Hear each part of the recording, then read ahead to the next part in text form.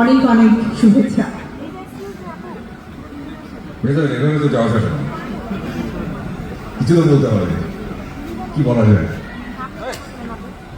অনেক। Thank you ভাইয়া। আসসালামু আলাইকুম সবাইকে। Thank you so much.